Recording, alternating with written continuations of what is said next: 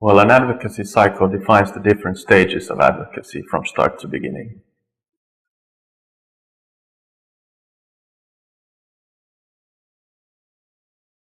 Well, everything starts with identifying the issue you want to advocate for, the problem you want to change, or what kind of change you want to advocate in society. That's the first stage always. After that, you do research and analysis about the issue.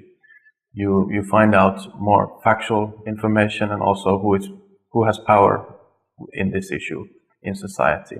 After that, you make a concrete plan, an advocacy plan or a strategy. That's really important as well. Then you actually do the advocacy. That's the fourth stage, the activities, your outputs.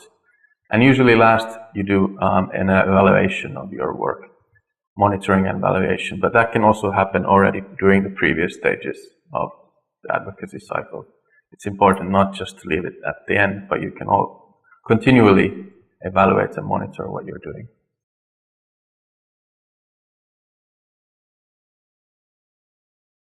Well, an advocacy plan lists different elements of your advocacy.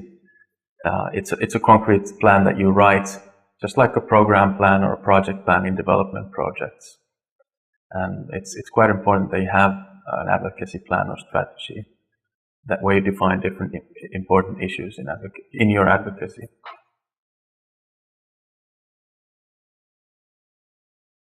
Well, an advocacy plan usually consists of the following elements. Everything starts with some background information about the topic, the issue you're advocating for. Then you usually identify your long-term aim. What kind of society you're advocating for? What is the long-term change you want to happen? Then you identify your more concrete objectives. Let's say changing legislation, for example, or something similar.